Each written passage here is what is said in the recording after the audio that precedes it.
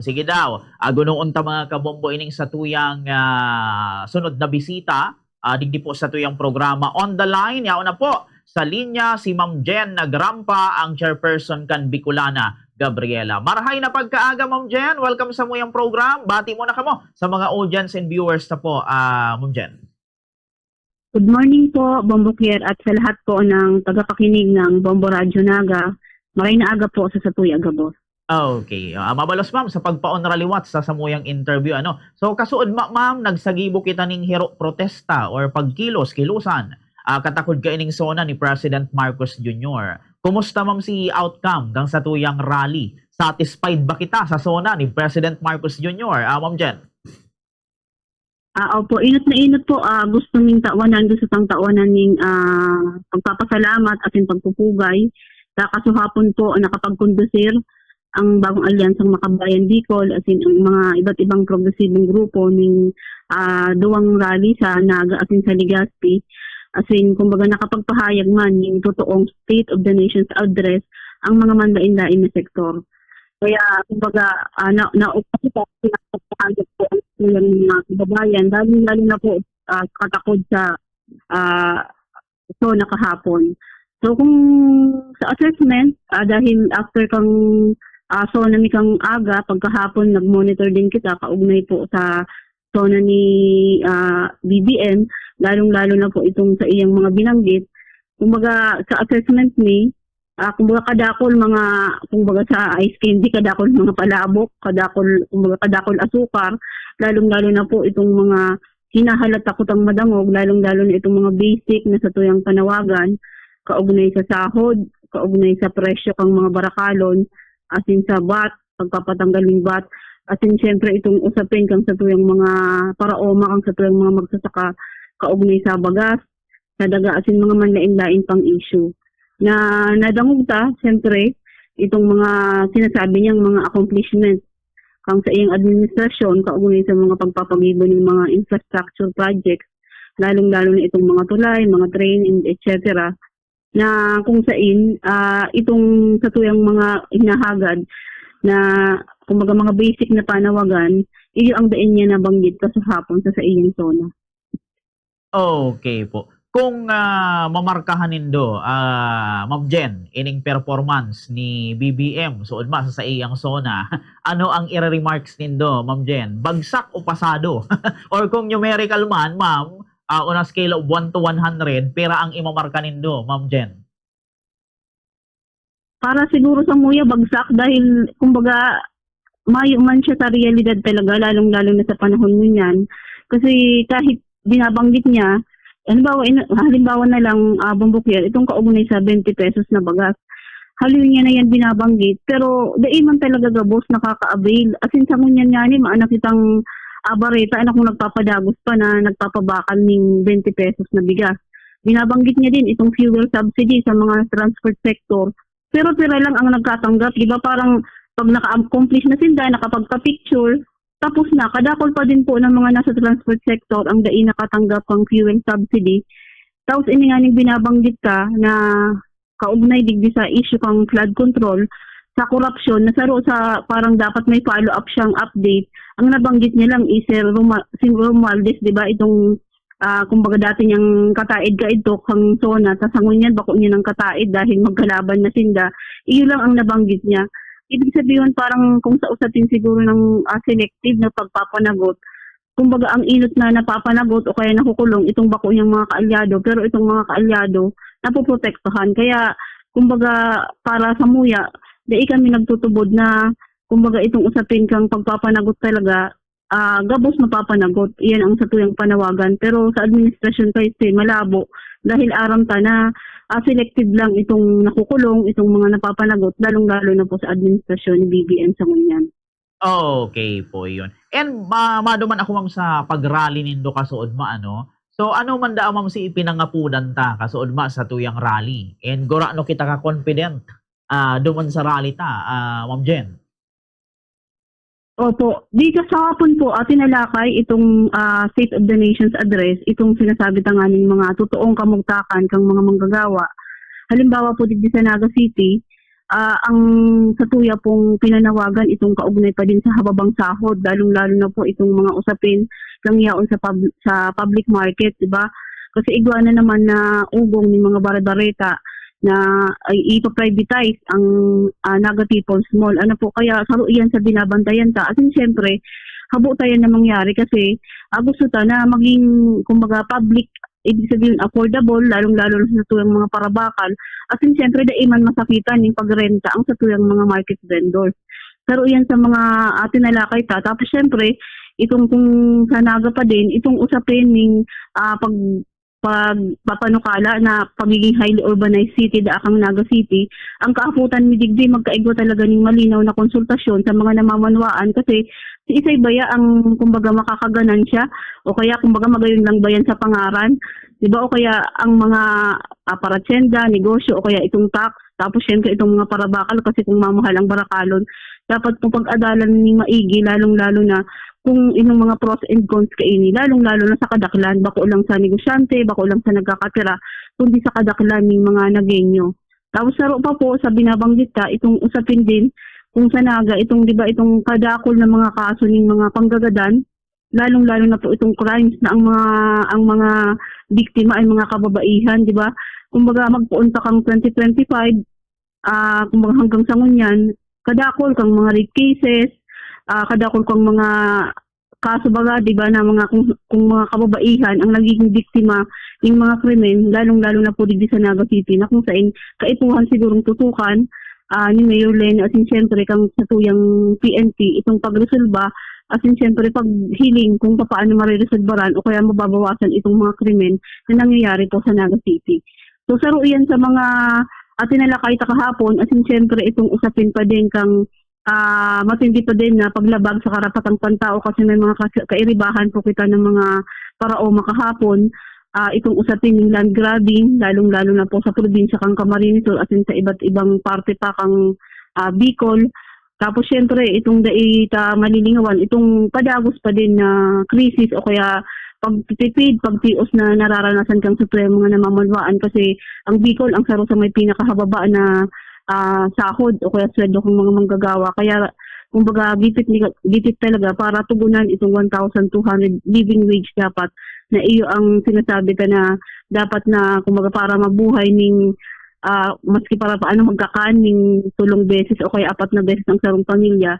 Iyan po ang kulang na kulang lalong-lalo na po sa panahon ngayon na kumbaga ipinahayag ang satuyang mga kairibahan kahapon sa manlain-lain ng sektor sa Ginibo pong zona sa Naga City. Okay po yun. And digdi, Ma'am Jen, naunambitan ni President Marcos Jr. sa iya pong talumpati ang kampanya laban sa korupsyon and mga irregularidad sa mga proyekto. And ito nga, nabanggit niya na garo aaksyonan niya na si dating Speaker Romualdez. Bako da siyang Pangulo kang sa iyang kamag-anak, Pangulo da siya kang Pilipinas. Ano ang reaksyon ta duman, Ma'am Jen? Do you think mangyayari ito, Ma'am Jen? May pangil si pakasabi ni President Marcos o garo napiritan lang siya, Ma'am Jen? Sana, siyempre sana totoohon niya.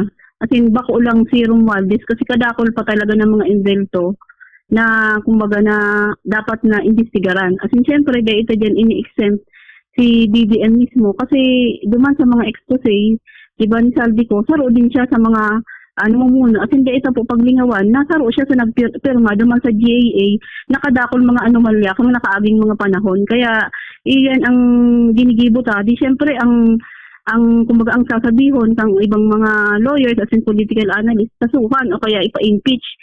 Although syempre sa panginginot kang makabayan, di ba naghain ang makabayan ng impeachment complaint laban kay BBM.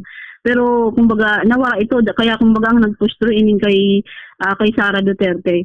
Kaya sana next year ang kumbaga makapag-file ulit kasi sa totoo lang kasi bago pa po ako nakamonitor talagang mayo man bagong Pilipinas kundi siguro parang Pilipinas ang nangyayari dahil mayo talaga kitang namatian na pagbabago mas lalong nagmahal ang mga barakalon ininsan yung sa kuryente.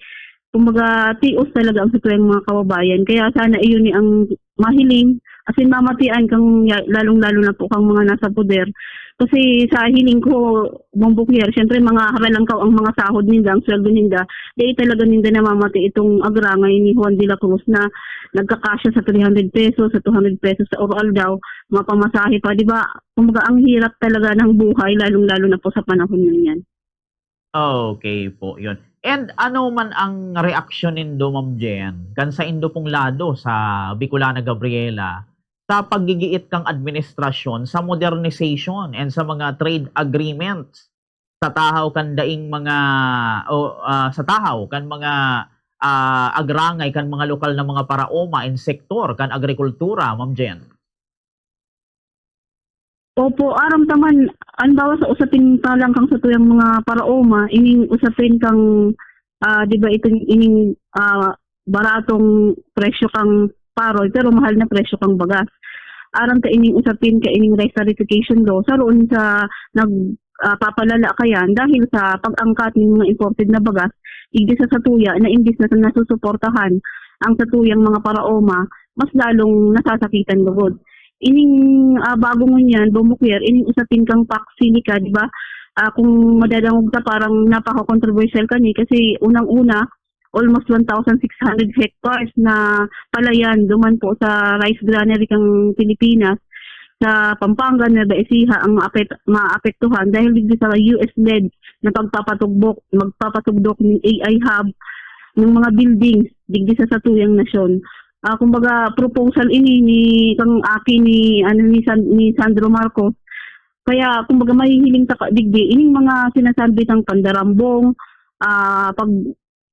kumbaga pang pandarambong sa ekonomiya at sa soberanya kang sa tuyang nasyon, may hiling kanaya na sa araw pa lang kaining sitwasyon, kumbaga garo madidihado na naman ang satuyang mga paraoma. Kaya sa sektor kang mga progresibong organisasyon, sa tuya ning tinututulan dahil aram ta na magagamit na naman ang satuyang nasyon, lalong-lalo na digdi sa mga pandigma na mga agenda kang US sa mga iba pang mga imperialistang nasyon na sa tuya yan na tinututulan asin syempre itong sa tuyang mga kababayang mga paraoma duman sa Nueva Ecija, Pampanga na kumbaga mawawaran yung daga dahil digdi sa gigibuhon na ini kang US digdi sa tuyang nasyon. So saro yan sa mga tinututulan ta lalong-lalo na mga proposal yan, aram taman binabanggit mo po kasi bago na sana sa pagtatapos ni Bongbong Marcos, magkaiba talaga siya ng legasiya, bako itong pagpaparuuro pa o kaya pagpapasakit pa talaga sa buhay, lalong-lalo na kang sa tuyang mga paraoma. Okay po. Sa part nindo, ma'am, sa Bicolana Gabriela pa din, which is siyempre ang ipinopromoter ta mga kababaihan, kapakanan kan kababaihan, kan mga jóvenes. Paano kaya, ma'am, direktang na-experiensyahan kan mga kababaihan, mga ina, mga obrero sa rehiyong Bicol, ang matinding krisis sa pagbuhay-buhay and halangkaw na presyo kan mga barakalon sa Oroal daw kung kaya marapat lang na nai-address ko ta inining matanos ni President Marcos Jr., Ma'am Jen. Opo, halitan ng pangapudan, di ba itong pangapudan kang sa tuyang mga kababaihan na tanggalon o kaya bawasan in kaugnay sa VAT, di ba? Kasi aram ta na saro ang VAT sa nagpapalangkaw kang mga presyo kang mga barakalon. Saro pa ining usapin kang all the regulation law, di ba? Na ang all the regulation law, sabi nila pag-aadalan para i-amend o kaya ibasura dahil regulated ang produktong petrolyo, kapag naglalangkaw, di ba mayo kitang nagiginibo, apektado ang gabos, mga transport sector, ang mga nanay, kasi kumbaga itong domino effect na kapag naglangkaw ang produktong petrolyo, malangkaw din ang presyo kang mga barakalon, singil sa kuryente, kumbaga pamasahe, kumbaga gabos po yan maglalangkaw dahil nga nito sa paglangkaw din kang mga produktong petrolyo.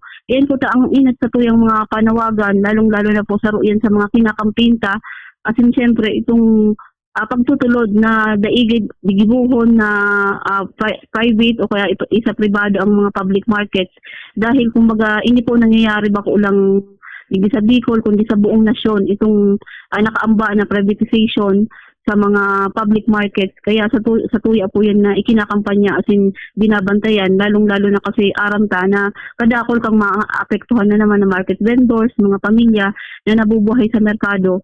Kaya saro po yan sa mga sa tuyang ikinakampanya. Asin syempre itong lalong-lalo naman siya sa tuyang mga kaakian, pagtutulog pa din ng quality education sa panahon ganyan, na kaipuhan talaga yan kang sa tuyang mga aki dahil kaipuhan tang sumabay digdi sa inaapod tang digital world, digdi sa tuyang nasyon. Okay, yun. Ano man ma'am ang sa indo pong thoughts or paninindugan sa naging pahayag ni President Marcos sa urulay man ng teritoryo sa West Philippine Sea and sa soberanya kang Pilipinas, Ma'am Jen? Opo, siyempre, dumang kita sa binabanggit permi kang sa tuyong gobyerno, itong usapin kang diplomatic na pakikipag-ulay, di ba? Parang sa ano kaya sa mga nahihiling ka sa barata, di ba? Parang dihado ng maray ang Pilipinas, lalong-lalo na dito sa West Philippine Sea kasi nahiling ka kahit binobomba na kang mga Chinese vessel ang sa tuyang mga dai nakakapalag o kaya dai nakakabalos man lamang. As in, kumaga ang bagal, di ba? Parang mayong pangil lalong-lalo na ang gobyerno ni BBM sa usapin kang pagtatanggol kang West Philippine Sea kahit sa mga statements o kaya kahit pagrereklamo sa international na kumbaga kung kaipuhan ireklamo sa pang international na korte o kaya kung sa man to pwede ang kaugnay sa pag-aangkin kasi abusado na talaga, di ba? Kasi kahit Batanes gusto na nindang angkin nun. Siguro yun nga kumbaga dahil nahihiling ninda na kayang-kaya nindang ibuli o kaya kayang-kaya lang nindang Pilipinas kaya ginagiginig mo ninda. Pero siguro kaipuhan tang kumbaga magkaigwanganin ng pangil kaugnay sa pagtatanggol sa soberanya, pagpapaigting kang pagtatanggol kang Pilipinas laban sa China. Kaya dapat kumbaga maging consistent kaini ang satuyang gobyerno kasi kumbaga matatapos na lamang ang termino, di ba? Dahil pa din matapos-tapos ini usapin kang West Philippine Sea, lalong-lalo na po digdi sa usapin kang pangaagaw kang China sa mga isla digdi sa Pilipinas. Opo. Ini mga remaining question na lang, Ma'am Jen. May mga naging ulang ba or huma nagkamong kinahampang, ma'am, sa Bicolana Gabriela poon sa agikan sa mga otoridad mantang isinasagibo po nindo itong protesta kasuod ma o rally kasuod ma, Ma'am Jen? Ayo po, actually ang istorya kay Bong Bukier, kaya kami napasiring sa sa Plaza Rizal. Kasi nga, kang nagpapareceive, kasi syempre, protocol naman po yan na kapag igwang mga gigibuhon ng mga program, mga zero protesta, nagsusurat talaga sa syudad sa Naga City. Kang inot na nagsurat kami, mayo da ang gagamiton ng mga plaza kasi occupied na gabos kang mga PNP dahil duman sa indang outreach program. Pero kahapon, nahiling mi, yaon din sinda duman sa Plaza Rizal, pero mayo man talaga sa ibang plaza. So, parang siyempre sa part ni, arog na baka ini ang parang freedom of expression o kaya itong o kaya itong aram naman sa muyang mga programa ang gusto nilang magpahayag dahil man kami makausan ng ribok. Kasi part talaga yan kang sa tuyang programa na kang sa tuyang freedom of expression na makapagprograma sa mga freedom park. Kaya aram naman kung saan na mga parke ang pwede. Kaya kaipuhan mi pang makipagditgitahan sa City Hall para lang kumbaga tawanan kami ng lugar. Kasi sa totoo lang, ang pinaplano ni Nakuta, libuton ang buong Naga na ang stage, may nakasakay kami sa truck. Di siguro, sa hiling niya although makaka-traffic siya, pero kung mayo kaming truck, ay mayo kaming klasang gagamiton, ang choice mi para maipahayag asin maisagibo ang zona. Kasi kaipuhan po talagang maaraman kang sa tuwang mga kababayan ang kumbaga ang totoong sitwasyon kang namamanwaan. So, yan po ang naging sitwasyon pero dahil nakipagitgitan kita, naigiit naman ang satuyang karapatan na kaipuhan may gagamiton na Freedom Park, itong Plaza Rizal, kaya nakapagprograma. Siring man po duman sa Legazpi City na dahil ang Peñaranda Park pala, dahil pa na i-turn over sa Capitol, kabunindang magdesisyon dahil nga na duman sa mga proyekto ni Saldico, dahil pa na i-turn over sa Capitol, kaya kabunindang magdesisyon. Pero tinugutan pa din kasi sa totoo lang may man ibang parke na pwedeng pagdausan ng programa kundi sa mga Freedom Park na arog kaini. So yun po ang mga pangyayari sa mga arog kaining aktibidad kahapon. Kaya naging matagumpay man kahit inuran, kumbaga nakapagpahayag pa din ng State of the Nations ang satuyang mga iba't ibang sektor. Opo, iyon. And ano man, ma'am, ang masasabi nindo sa mga programang ipinag-orgulyo kan sa tuyang presidente? Kaso kundi ako nagkakasala, parang nabanggit niya ning about sa feeding program, pagtatalaga kan mga school counselors para tugunan ang krisis sa edukasyon, sa health. Ano man ang masasabi o komento nindo duman, Ma'am Jen? Nadangog ko itong siguro ang tumatak sa kuya, lalong-lalo na ining usapin kang mga binabanggit niya sa kalusugan, di ba? Pero kung madumang kaya kahit nga ni sa BMC o kaya BRTTH, kumbaga limited pa din. Kaya sinasabi ta po nga ni nakaipuhan ng kawan ang budget sa kalusugan. Kasi napaka-limited. Halimbawa sa usapin pa lang kang pag-ako ng pasyente, 50 lang ang pwedeng magpa-check up the whole day. Dahil daw kulang ng doktor, di ba? Tapos pag naglaong ka, pag emergency, bako man talagang emergency kasi kahit sa ICU, mapila pa din. Ito bagang aramtaman sa totoo, sa realidad, na bakong arog kayan ka-efficient ang serbisyo kang sa tuyang mga public hospitals na naiintindihan ka dahil nga ni sa kakulangan ng mga kawani o kaya mga staff, mga doctors and nurses, pati ang mga hospital beds. As in, syempre, itong kakulangan din talaga ng budget. Tapos, syempre, itong binabanggit na kaugnay digdi sa systems loss, di ba, itong usapin kang kuryente. Kang last month, di ba, ipinasa po niya pa lang sa tuya itong lifeline subsidy kang mga corpis, kang mga indigent na mayo man konsultasyon sa mga consumer. Akala ta, in-announce kang gobyerno na magkakaigwasin daning suporta sa mga corpis, sa mga indigent na nyatong mga consumer. Akala ta gobyerno ang sasalukad to. Kang mahiling tayaon pa lang sa bilta. So ibig sabihin, kita mismo na mga TOSD na mga namamanuan, kita pa ang kinuhaan kang sa tuyang gobyerno. Kaya garo baga bumbukir makakasabi ka na garo pinagrorolo ko o kaya garo ginigisa kita sa sadiling mantika. Kasi sa tuya man din hali, tapos isasabihin nila para accomplishments nila na parang ano lang sa tuya, nakaka-disappoint lalong-lalo na sa mga consumer na although diit lang na amount, pero kapag natipon, lalong-lalo na sa mga consumers, talagang dakulang bagay din itong nakukuha sa tuya, lalong-lalo na yung lifeline subsidy, yung systems loss, nakaloy-haloy na kang ipira, di ba? Ngunyan lang nila na-realize na ang systems loss dahil dapat ipinapasa sa consumer. Kasi sana, kumbaga, totoohon niya. Pero dahil ko alam kung magiging totoo ang sinabi niya. Pero yun ang mga siguro tatandaan ta, lalong-lalo na sa panahon mo niya, nakaipuhan talaga ng subsidyo, kaipuhan ng tabang hang sa tuyang mga consumer. Okay po. Ini, last two question na lang, Ma'am Jen. Sa hiling nindo, Ma'am, paano po tunay na mamamatian kan mga ordinaryong pamilyang Pilipino ang sinasabi na bilyon-bilyong pondong nabawi gikan po sa mga anomalya, Ma'am Jen? Kung sa siguro kung sa nabawi sa mga bilyon-bilyong pondo dahil ita po paglingawan na itong mga nakaw na yaman sang mga Marcos hanggang ngunyan dahil pag nagain na ibabalik, di ba? Puon kang sa iyang ama. Hanggang ngunyan may mga nakaw na yaman pa ang mga Marcoses na dai pa man na ibabalik, dai pa nababawi ikaw sa tuyang gobyerno. Naniniwala kita na kumbaga dapat na nagtutubod kita at nangangapudan na dapat talagang bawion kang sa tuyang gobyerno kasi bako maninda ito, kumbaga para ito sa mga namamanwaan. Pero ang hapot na dyan, papaano o kaya tiisay, paano ang gigibuhin kang sa tuyang gobyerno na ito nga ning mga haralang taon na mga imbelto sa flood control scam, sa ining mga corruption niya ini, di pa napapanagot. Kaya yun ang challenge lalong-lalo na sa tuyang gobyerno. As in, igwa dyan magiging participation ang namamanwaan, lalong-lalo na po kita na magabantayan ta pirmi. As in, siyempre, daita pagpunduhan ang sa tuyang mga pagpapanawagan, ang mga paghiro, lalong-lalo na digdi. Kasi kung mapundo kita, mas lalong mayong mangyayari, lalong-lalo na po sa panahon mo niya na napakatindi kang pang-aabuso, napakatindi kang katiwalian, higit sa tuyang nasyon na mayong ibang maaasahan o kaya mayong ibang magibo kayanin paagi.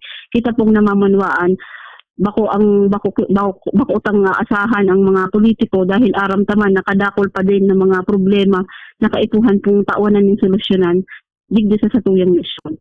Okay, at syempre, Ma'am Jen, bago kita o antes kitang matapos sa interview na ini, komo pagpepreparar sa nalalabi pang 2 taon na termino ni President Marcos Jr., ano ang mga masunod na lakdang and kampanya na ibubusol pa kan Bicolana Gabriela, Ma'am Jen?